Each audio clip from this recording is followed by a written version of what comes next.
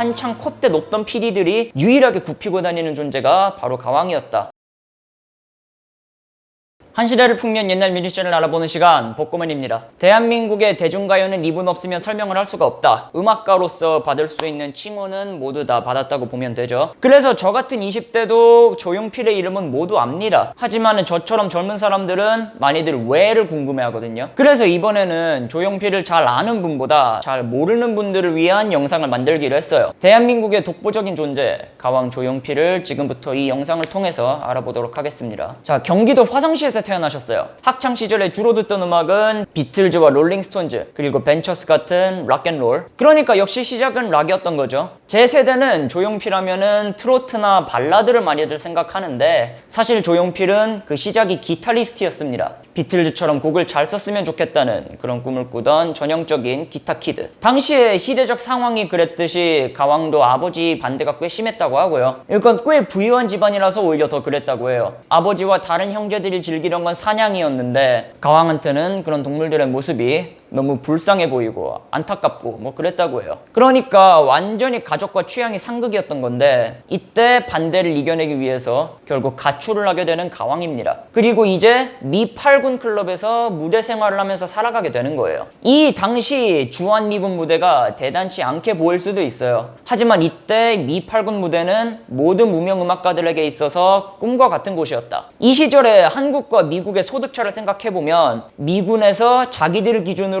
아무리 박한 급여를 줘도 한국에서는 호화롭게 살고도 남았던 거죠. 한국 밤무대에서 공연하는 것과 차원이 다른 돈이 들어왔다고 합니다. 자, 미군을 위한 무대를 서야 했으니까 그 당시 팝을 누구보다 잘 아는 사람들만 무대에 설 수가 있었어요. 한국의 음악인들은 먹고 살기 위해서라도 미국 음악을 연마해야 했고 그게 훗날 한국 가요를 발전시키는 자양분이 됩니다. 실제로 미 8군쇼 출신의 한국 뮤지션만 해도 신중현, 패티김, 조영남 셀 수도 없이 많죠.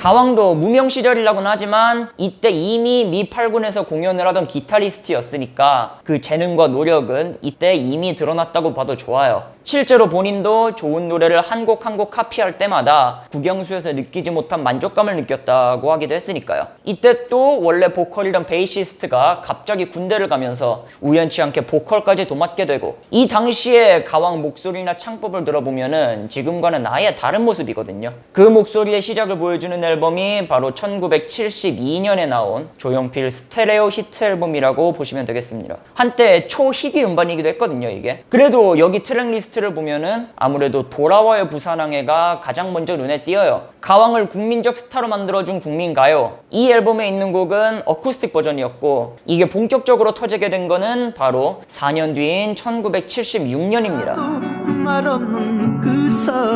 그러니까 좀 이질감이 느껴져요. 아까는 분명 락과 블루스 이야기를 했는데 정작 뜨게 되는 건 트로트. 사실 이런 개방성이 가왕의 가장 큰 장점이었거든요. 장르에 상관없이 좋은 노래는 좋은 노래다. 어떠한 장르 부심 없이 모든 음악을 음악 그 자체로 생각했습니다. 그러니까 뭐 밴드 음악 그런 거에 한계를 수시로 왔다 갔다 하던 분이었던 거죠. 이 노래 같은 그 돌아와요 부산항해 같은 경우도 원래는 묻혀 있었다가 조용필을 만나서 빛을 본 케이스예요. 이 곡이 보란 듯이 한 방에 뜬 게 아니거든요. 돌아와요 부산항해는 이미 돌아와요 충무항해라는 이름으로 1970년에 발매된 적이 있었는데 이때는 큰 성공을 거두지 못하고 그대로 묻혀버리는 곡이 됩니다.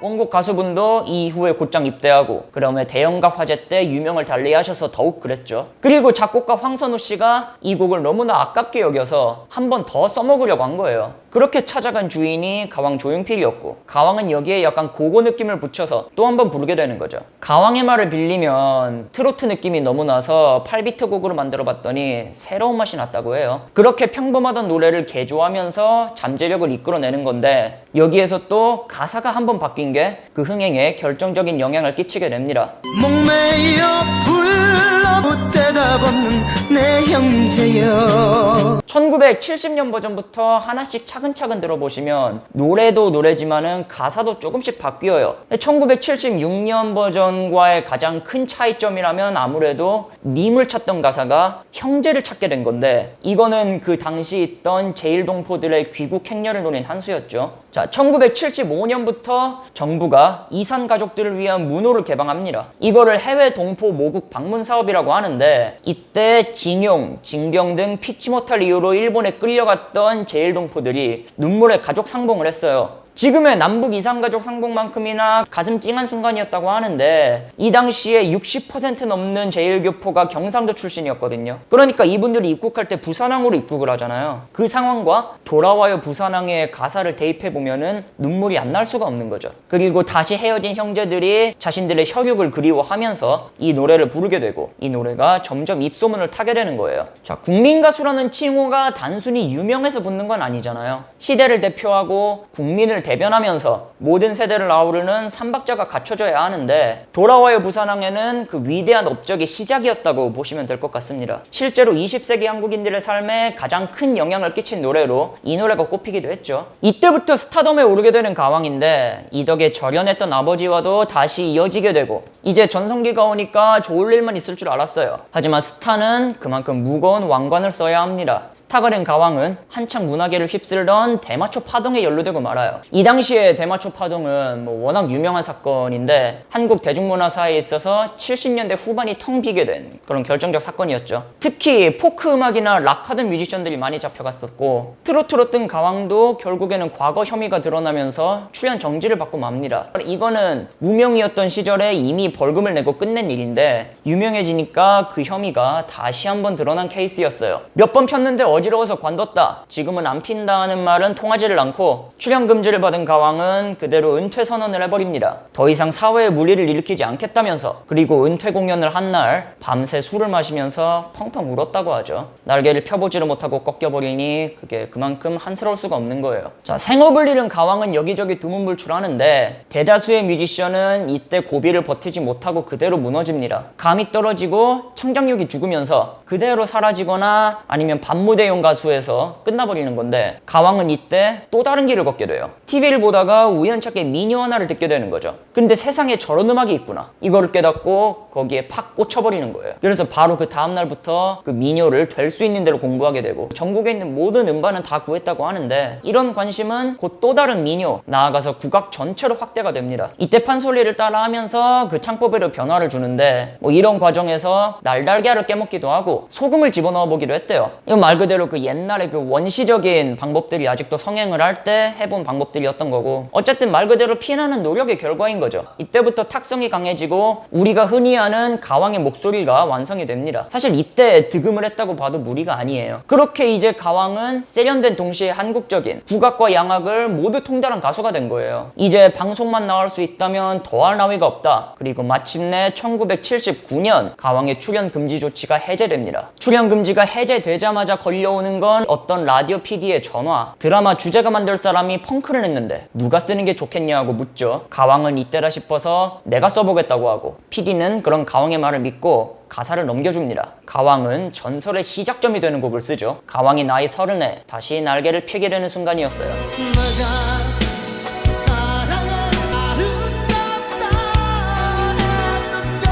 1980년 3월에 마침내 조용필 1집이 나오거든요. 그 이전에도 이미 조용필 이름으로 나온 음반은 몇 개가 있긴 했지만, 본인은 이때 나온 1집이 커리어의 시작이라고 말을 해요. 이전까지의 작품들은 본인의 의지가 많이 반영되지 않은 결과물이었다면서요. 이 1980년에 나온 1집을 알아봅시다. 이미 나온 노래도 있고 신곡도 있고 건전가요도 있는데, 창밖의 여자, 돌아와요 부산항에, 단발머리, 거의 정규 앨범 및 베스트 앨범이죠. 이외에도 한오백년, 대전 브루스 같은 곡들이 있는데, 이 수록곡들을 간략하게 한 번씩만 짚고 넘어가 보도록 할게요.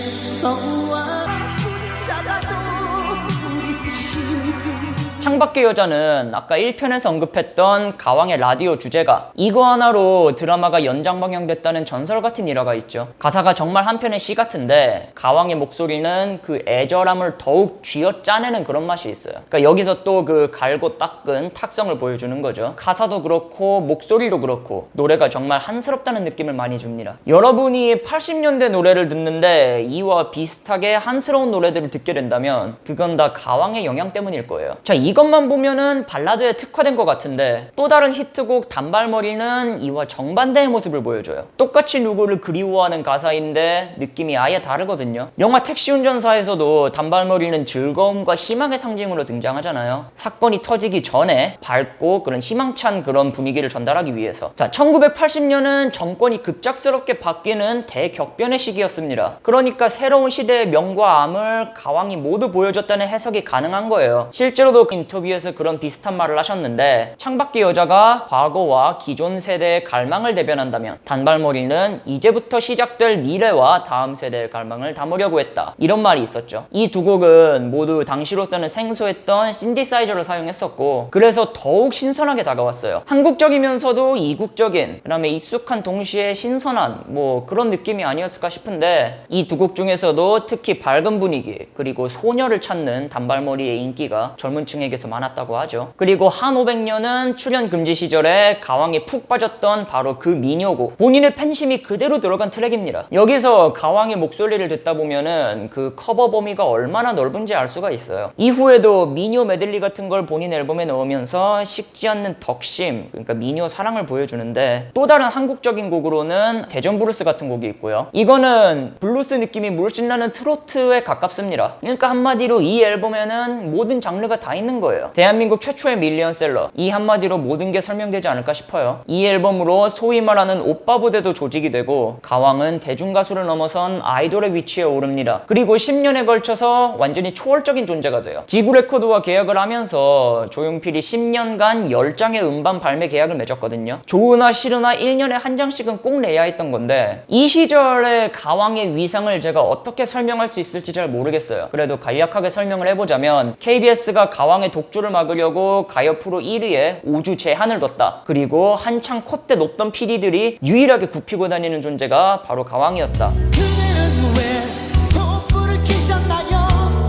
그까짓 건 못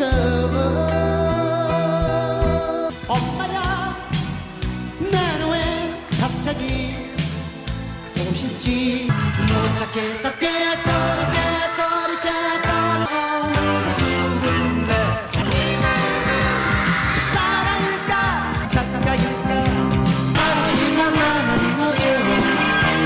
그리고 대상은 숨쉬는 것보다 쉬운 일이었고 실제로 그 당시에 대상 기록을 보면은 조용필은 거의 매년 들어가 있어요. 이게 이제 그 당시 가왕의 인기와 위상을 대변하는 이야기가 아닐까 싶은데 하지만 가왕이 인기에만 편승한 슈퍼스타였다면 절대 지금의 위치까지는 오르지 못했을 거예요. 그렇게 인기를 몰고 다니는 와중에도 수익을 전부 음악에 투자했다. 그리고 도전을 멈추지 않았다. 진짜 모든 게 다 대표곡인데 그 중에서도 3집의 고추잠자리를 한번 들어보세요. 이 곡은 제가 정말 듣자마자 이거는 미쳤다. 어떻게 1981년에 이런 노래가 나왔을까 하고 생각을 할 정도의 그런 명곡입니다. 구성부터 코드까지 모든 게 신선함 그 자체. 라디오에서 24주 연속 1위를 하기도 하고 뭐 거의 6개월 연속인 거죠. 그리고 가요 최초로 엄마야 라는 가사가 들어가기도 했는데 이거는 가왕 본인이 동심을 불러일으키는 동시에 신선한 노래를 써보고 싶어서 만든 결과물이라고 직접 밝힌 바가 있었어요. 비견 같은 경우도 한번 보세요.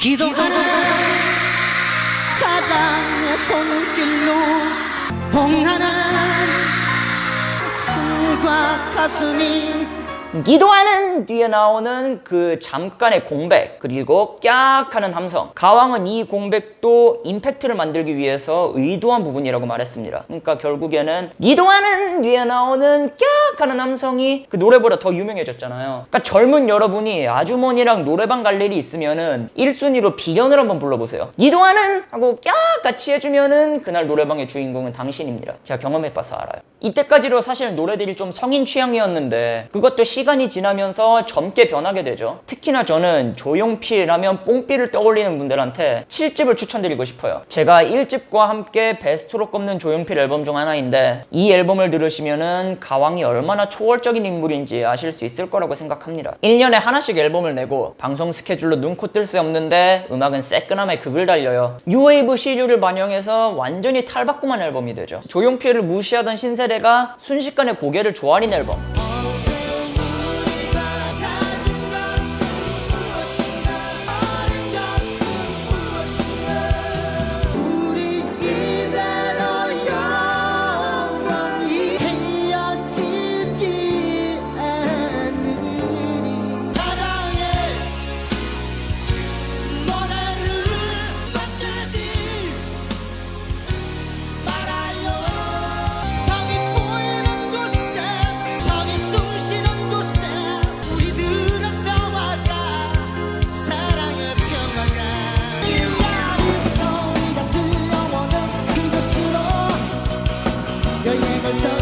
이승기 곡으로도 유명한 여행을 떠나요의 원곡이 수록되어 있고 유재하 곡으로 유명한 사랑하기 때문에도 여기서 가왕이 먼저 불렀습니다. 이거는 유재하가 당시 조용필의 밴드 위대한 탄생의 멤버라서 그랬던 거고 이 일화는 또 가왕이 음악을 얼마나 차별 없이 받아들였는가를 보여주는 일화가 되기도 하죠. 당시 생판 신인이던 유재하의 곡을 그대로 본인 앨범에 실었잖아요. 이후에 유재하는 봄, 여름, 가을, 겨울에서 활동하다가 한국 최고의 명반을 내게 되고 가왕은 이후에도 본인이 좋다 싶으면 그 유명세에 관계없이 등용합니다. 13집 같은 경우는 또 생신인이던 작사가 김선임을 아예 전속 작사가로 쓰기도 했죠. 자, 다시 7집 이야기로 돌아가서 제가 여기서 제일 좋아하는 노래는 뭐니 해도 미지의 세계거든요. 당시 유행하던 락 사운드랑 겹쳐서 젊은 취향을 저격하는데 가사에서도 앞으로 나아가는 설렘과 기대가 그대로 느껴집니다. 아주 희망적이고 미래지향적인 노래예요. 80년대 영미권 락을 좋아하는 분들이라면 이 노래를 듣고도 전혀 위화감이 없으실 거고 실제로 남자들이 제일 좋아하는 조용필 노래 중에 하나라고도 해요. 어제 오늘 그리고 같은 노래 또한 당시 가왕이 얼마나 시류를 잘 따라갔는지를 보여주는 곡이고 그러니까 외국 앨범과 비교해도 딱히 위화감이 없어요. 가왕이 본인의 뿌리였던 락을 제대로 보여준 앨범이기도 하죠. 실제로 아직까지도 콘서트에서는 모든 곡을 밴드 사운드로 편곡해서 내고 있으니까요. 자, 이렇게 되니까 국민적인 지지가 따라올 수밖에 없어요. 중장년층에겐 트로트 가수 조용필, 청년층에게는 락커 조용필, 억압되어 갈라진 이상가족의 심정을 노래하기도 했지만 또 한편으로는 꿈과 밝은 미래를 노래하던 전세대의 대변인, 오빠 부대를 몰고 다녔지만 또 한편으로는 남자의 야망과 고뇌를 노래하기도 했죠. 이후 나오는 8집 킬리만자로의 표범이 그 야망을 제대로 보여주는 곡이죠.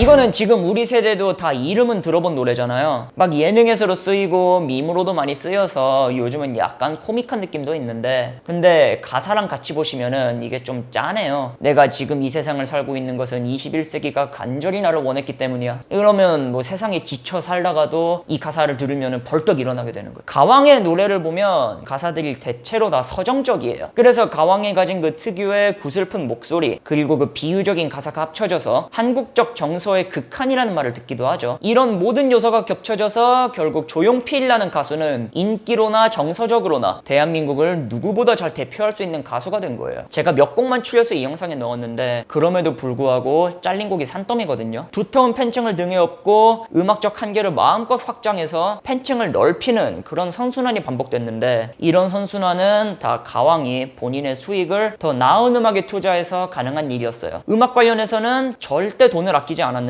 예를 들어서 당시 조용필과 위대한 탄생의 멤버들은 급여를 월급으로 받았습니다. 일감에 상관없이 고정된 수입을 보장하면서 멤버들이 음악에만 집중할 수 있는 환경을 만들어준 거예요. 매년 음반을 내면서도 1년에 반은 일본에서 활동하기도 하고 그러니까 또 이런 면에서도 한국 대표 가수인 거죠. 몸이 2개라도 부족한 스케줄이니까 사생활은 거의 없다시피 해요. 하지만 이 8집을 낸 뒤에 가왕은 아주 큰 실수를 하고 맙니다. 저작권 인식이 부족하던 그 시절 저작권 일부 양도가 들어간 계약서에 아무 생각 없이 사인을 해버리고 말아요. 그리고 이거는 27년간 가왕이 자기 노래를 온전히 앨범에 싣지 못하는 결정적인 족쇄가 되고 맙니다.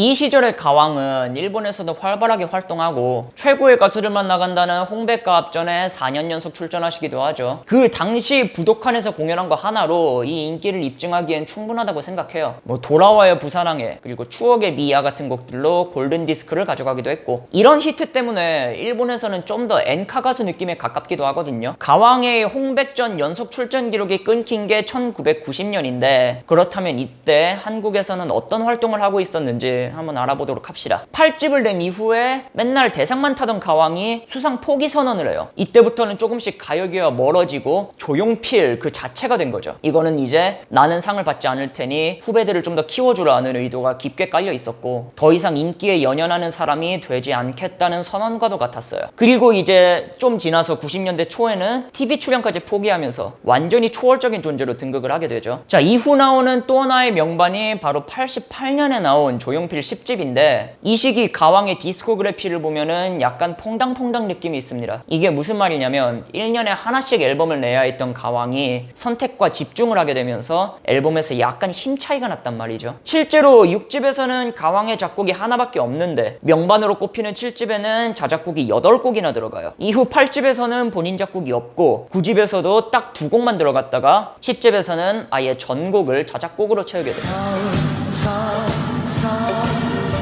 그리움이 남는 것 나의 사랑을 받아줄 수가 없는 나의 모나리자 표정은 싫어 그리워하면서 울고 있구나 비야 비야 멈추어다오 여기는 회색의 도시야.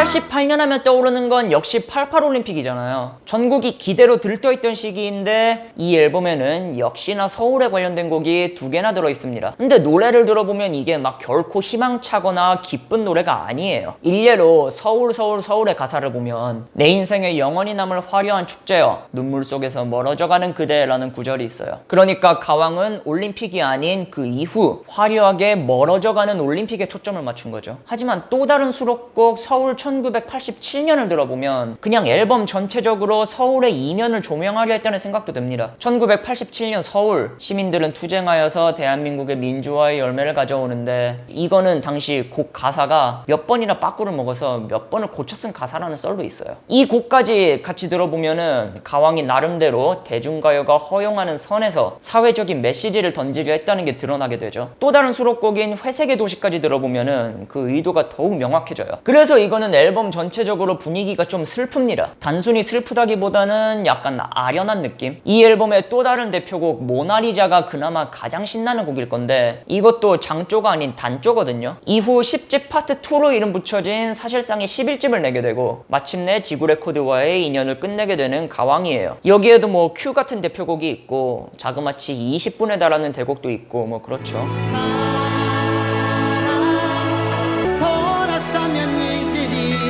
이 다음 그러니까 12집부터는 완전히 젊은 사람이 들어도 위화감이 없을 음악들이 나올 겁니다. 소위 말하는 뽕기가 완전히 빠지고 90년대의 시작을 알리게 돼요. 지구레코드와 결별한 만큼 완전한 새 출발을 하게 된 건데 하지만 이때 이미 본인의 저작권은 야금야금 지구레코드한테 강탈당한 상태였다. 가왕은 그 사실을 뒤늦게 깨닫게 되죠. 이때 가왕이 빼앗긴 곡의 수는 총 31곡. 이 시기에 각종 히트곡을 수록한 조용필 베스트 앨범이 범람했는데 이거는 모두 곡의 유무형 복제권이 지구레코드한테 있기 때문이었어요. 그리고 정작 본인은 곡의 권리가 없어서 후에 베스트 앨범을 제대로 못 내게 되는 지경까지 오게 되죠. 이에 관해서 가왕이 한 말은 예전에 저작권이란 개념이 없었다. 실제로 우리나라 저작권법이 1987년에야 구색을 좀 갖춘 걸로 알아요. 저작권에 무지하던 시대적 상황과 본인의 부주의도 겹쳐져서 오랜 시간 고생을 하게 되는 거죠. 가왕이 이에 관해 인터뷰를 하면서 덧붙인 말이 나는 음악만 하는 사람이라 그런 건 잘 모른다는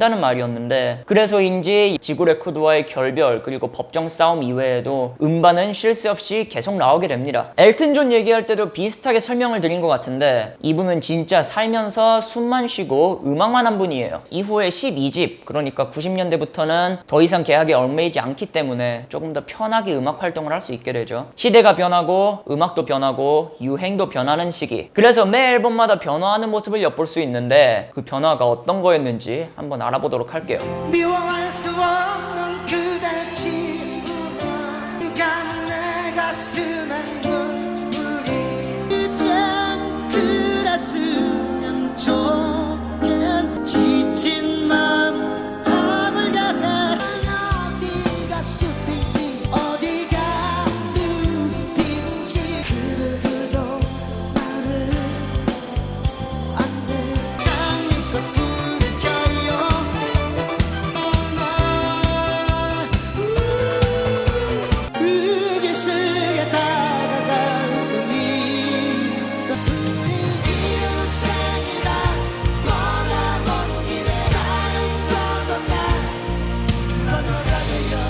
자, 12집의 대표곡은 역시 추억 속의 재회와 이젠 그랬으면 좋겠네 이 두 곡이에요. 아까 말씀드렸듯이 여기부터 옛날의 뽕기가 사라집니다. 이때부터 사운드가 강렬하고 무거워졌다고 가왕은 자부하는데 조용필을 입문하고 싶으시면은 이 시기 앨범을 들어보시는 것도 굉장히 좋을 거예요. 익숙한 노래도 있고 가왕의 또 다른 면모도 볼 수 있으니까. 그 또 다른 면모가 뭐냐 하면 우리가 흔히 떠올리는 울부짖고 처절한 그런 발라드가 아닌 아주 절제되고 차분한 모습의 발라드인 거죠. 13집은 또 제가 제일 좋아하는 노래 꿈이 수록되어 있는 앨범인데 이거는 저의 가왕 입문곡이기도 한 곡이에요. 근데 이제 꿈이라는 이름에 맞게 가슴이 답답하고 어디를 갈지 모르겠을 때 듣기 좋은 곡. 가왕 특유의 목소리가 노래를 더 애잔하게 만들기도 해서 저는 아직도 이 노래를 들으면 가슴이 두근두근합니다. 실제로 가왕 본인이 가장 아끼는 곡이라고 하기도 했죠. 13집은 The Dreams라는 제목답게 꿈을 컨셉으로 한 컨셉 앨범이거든요. 이거는 신인 작사가를 전격적으로 중용해서 7곡이나 작사를 맡겼던 앨범. 이거는 좀 더 젊은 느낌을 주기 위한 한 수였고 결론적으로 후기 조용필의 최고 명반 중 하나로 남아있어요. 이후에 14집에서는 슬픈 베아트리체, 고독한 러너 같은 곡이 대표곡으로 꼽히고요. 슬픈 베아트리체 같은 경우는 아예 현악이 전면으로 나온 곡입니다. 조용필 음악의 결정판이라는 말을 들을 정도로 앨범 내내 기발하고 치밀한 구성을 보여주는데 이 시기에 가왕곡들을 다 들어보면은 라틴 느낌 나는 것도 있고 재즈 느낌이 나는 것도 있고 안 한 장르가 없어요. 90년대에 나온 12, 13, 14집은 정말 명반 퍼레이드라고 생각하고 저는 지구 레코드에서 벗어난 뒤에 그 역량이 완전히 마음껏 드러난 그런 시기라고 생각을 하거든요. 이 시기가. 이 시기에 했던 다양한 음악적 실험들은 오히려 시간이 지나면서 더욱 부각받은 케이스예요. 그러니까 그 당시에는 상대적으로 주목을 덜 받았던 거죠. 가왕은 14집을 홍보하면서 그 위기를 피부로 느꼈다는데 1992년에 서태지와 아이들이 난 알아요를 들고 반도를 뒤집어 엎어버립니다. 시대가 너무나 갑작스러운 변화를 맞고 가왕도 거기에서 예외는 아니었죠. 80년대 인기 가수가 순식간에 저물어요. 그래서 가왕이 이에 맞춰서 자신도 변해야 함을 느낀 거예요. 그래서 TV 출연을 그만두고 콘서트형 가수로의 변신을 꾀합니다. 완전한 인생 2막 80년대 말에 잠깐 해체한 위대한 탄생도 이때 다시 재결성을 하게 돼요. 요즘에야 콘서트형 가수의 개념이 정립이 됐지만 이 당시에 TV 출연을 줄인다는 거는 가수로선 자살행위였거든요. 이 시기 한국 가요계에서 성공하는 방법은 이전에 신해철 편에서도 언급드린 바 있지만 잦은 TV 출연으로 인지도를 쌓은 뒤에 밤무대를 돌면서 돈을 긁어 모으는 것. 그러니까 가수들은 PD한테 절대 복종해야죠. 가수들의 명주를 방송가와 밤무대가 쥐락펴락하니까 대부분의 가수들한테 콘서트는 그냥 뒷전이었어요. 실제로 우리나라에서 제대로 된 콘서트를 열 수 있는 건 가왕을 비롯한 몇 사람밖에 없었다. 그런 만큼 전체적인 공연의 수준도 떨어졌죠. 가왕 본인이 직접 말씀하시길 우리 대중들은 음악을 좋아하지만 직접 체험의 비중이 너무 낮다 보니 콘서트에 임하는 의식도 어쩔 수 없이 부족하대요. 실제로 이 당시에는 전문 공연장이 거의 전무하지 않았습니까? 그러니까 TV 대신 공연으로 대중들과 소통하겠다는 도전이 당시로서는 엄청난 도전이었던 거죠. 결론적으로는 가왕도 그 선택의 후유증을 꽤나 오래 겪습니다. 본인의 말 맞다나 처음에는 많은 관객들이 왔는데 조금 지나니 관객이 안 오더래요. 지방 공연은 심지어 절반밖에 안 찬 적도 있다고 하고 히트곡이 몇 곡인데 방송 한 번 안 나갔다고 관객이 다 사라진 거죠. 그러니까 가왕은 다시 고민합니다. 어떻게 하면 관객을 다시 모을 수 있을까? 그래서 공연의 수준을 훨씬 더 높이는 것밖에는 답이 없다고 생각을 하게 되는 거예요. 대한민국 콘서트의 새로운 지표, 가왕이 다시 한번 신세계를 보여줄 준비를 하게 됩니다.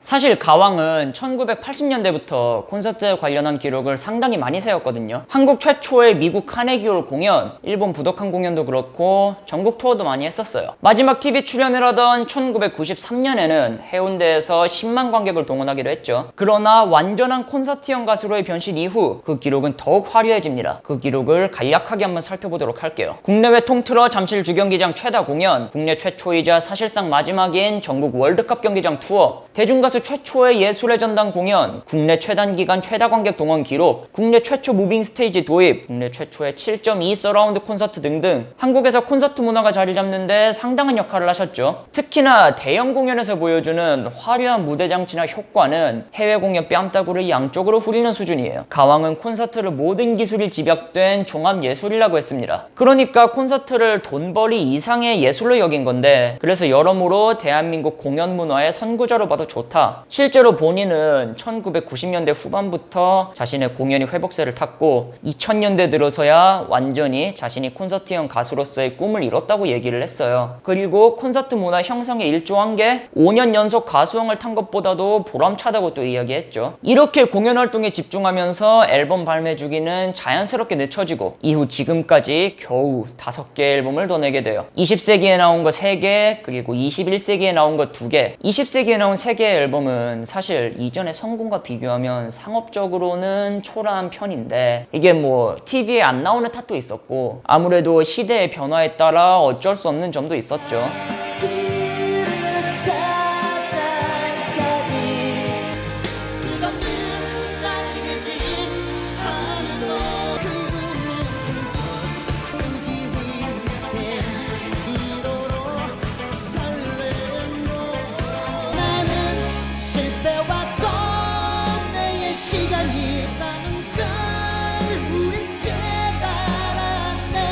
퀄리티가 나쁜 건 아닌데 시대를 뒤집을 만한 임팩트가 있던 건 아니었으니까. 하지만 21세기가 밝고 가왕은 또 한 번 확 달라진 모습을 보여줍니다. 그게 바로 18집 오버 더 레인보우였어요. 자, 1번 트랙 태양의 눈부터 들어보면은 아마 깜짝 놀라실 거예요. 가왕 본인이 그간 배워온 오페라와 뮤지컬적 역량을 투입한 앨범인데, 그것 때문에 오케스트라도 전면적으로 투입되고 성악도 나오고 뭐 그랬죠. 구성도 일반 가요와는 많이 다른 모습을 보입니다. 나이 54에 또 한 번 변화해버린 가왕이다.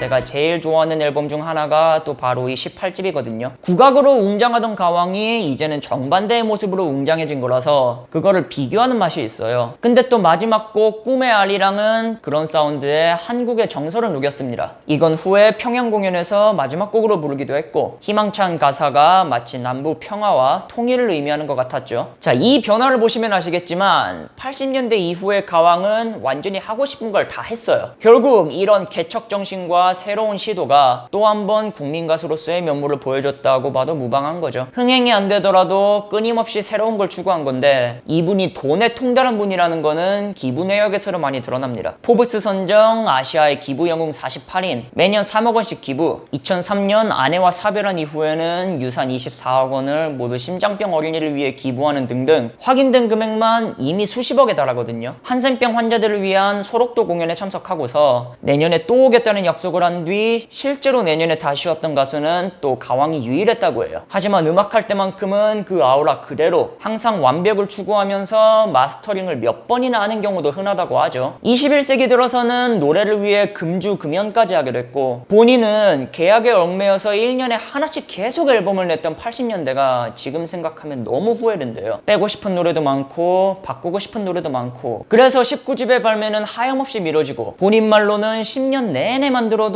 뭐가 만족스럽지가 않았답니다. 그렇게 어느새 2013년 가왕은 환갑을 넘긴 나이가 돼요. 이 시기 가왕이 털어놓은 고충은 내 이름을 말하고 작곡을 부탁하면 아무도 작곡을 안 하려 한다는 것과 이제 새로운 젊은 세대한테 어필해야 한다는 부담감이었어요. 그래서 스스로 신인의 마음가짐으로 신세대 가수들을 찾아다니면서 협업을 제안했다고 합니다. 국민 가수의 마지막 관문, 그것은 바로 세월을 관통하는 것. 마침내 2013년 새 앨범 헬로가 발매되고 오랜만에 빡세게 홍보를 돌면서 가왕이 돌아왔음을 알려요. 이때 우리 세대에서는 또 이게 신선한 이슈였거든요. 2008년에 서태지가 8집을 내면서 사람들이 줄을 서고 2013년엔 조용필이 19집을 내서 사람들이 줄을 서는 게 마냥 신기했어요. 그래서 호기심에 19집을 들었는데 깜짝 놀라는 거죠.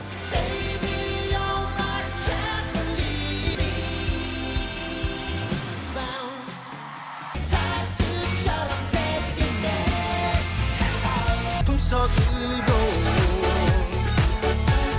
19집은 마치 모던록의 느낌을 줍니다. 심지어 일렉트로니카도 있고 본인이 한 건 아니었지만 랩도 들어있었죠. 이 노래가 조용필의 노래라는 걸 알 수 있는 거는 목소리밖에 없어요. 그래서 결국 가왕은 전 세대의 지지를 등에 업고 오랜만에 대관식을 치르게 되는 거예요. 23년 만에 공중파 1위, 8, 90년대를 넘어서 2010년대에도 다시 차트 1위에 오르는 전무후무한 기록의 주인공이 되죠. 바운스는 말 그대로 모든 국민이 하는 국민 가요가 되고 전국에 오랜만에 조용필 열풍을 불러일으킵니다. 사실 이때 쏟아진 관심은 그 예전의 관심과는 약간 다른 느낌이었어요. 어떻게 이 나이가 돼서도 이런 음악을 하냐는 그런 존경심과 경외심. 우리한테는 가왕 특유의 창법이 신세대 사운드에 접목되니까 또 다른 느낌이 나더라고요. 환갑의 나이에 부르는 짝사랑의 설렘. 이 앨범은 결국 2013년 가장 많이 팔린 앨범 5위에 오르면서 가왕의 부활을 알립니다. 가왕은 이때까지 계속 저작권 문제로 소송을 걸었는데 이기지는 못했었거든요. 하지만 이때 잃어버린 저작권 또한 이슈가 되면서 수많은 네티즌들의 서명운동을 등에 업게 되고 결국 협의 끝에 저작권을 가져오는 데도 성공하게 돼요. 그러니까 자기 뜻과 상관없이 무차별적으로 나오던 베스트 앨범에 고생하다가 결국 나이 64세 모든 곡의 권리를 찾아온 거죠. 가요계 후배들과 젊은 층을 포함한 네티즌들이 나서서 조용필을 도와준 감동적인 이야기. 이것은 그가 40년을 가요계에서 살아남은 보상이기도 했어요. 이후에는 동시에 45주년 투어를 돌면서 가는 곳마다 매진 행렬. 이때 공연 실황은 음원으로도 발매가 됐는데 원곡을 아시는 분들은 그 편곡과 원곡을 비교하시는 것도 상당한 재미입니다. 매번 다른 편곡과 구성을 보여주는 걸로 유명한 조용필 콘서트거든요. 옛날 곡들이 점점 현대화되는 게 보여요. 그리고 국내 최고로만 구성되어 있는 그의 밴드 위대한 탄생의 연주도 그 자체로 즐겁고 3대가 함께 와서 즐길 수 있는 콘서트를 만드는 게 소원이라던 가왕의 노력을 알 수가 있죠. 워낙 빠르게 변한 우리나라 가요계에서 50년을 살아남은 가수는 전무하거든요. 애초에 혁명적인 가수는 7, 80년대를 살아남을 수 없었고 기성 가수는 90년대를 살아남을 수 없었으니까 한국에서 이 사이의 밸런스를 찾은 유일한 가수가 아닐까 싶어요. 미팔군 출신이지만 트로트로 뜬, 그래서 전 세대에 걸쳐서 다른 히트곡이 나오는, 콘서트에서 몇십 곡을 불러도 꼭 좋아하는 곡 한두 개는 못 듣게 되죠. 그리고 사견이지만 결국 1년에 하나씩 앨범을 냈던 그 계약도 그 이름을 유지하는데 크게 도움이 됐다고 생각을 하고요. 음악 외적으로도 기부 활동과 무료 공연 등 국민 가수의 모든 조건을 충족한 가왕입니다. 지금도 최신 음악을 항상 챙겨 들으면서 공부를 게을리하지 않는다는 가왕이거든요. 그러나 자신은 결코 가왕이 아니라고 말합니다. 자기는 음악이 좋아서 한 것 뿐인데 그런 호칭은 과분하다면서요. 그의 공연을 보고 또 봐도 그 다음 공연이 또 기대되는 이유입니다. 대한민국의 유일한 가왕, 이겨넘는 최고의 가수 조용필을 알아봤습니다. 소개 부탁하고 싶은 뮤지션 있으시면 언제든지 말씀해 주시고요. 좋아요와 구독은 정말로 감사하게 받도록 하겠습니다. 감사합니다.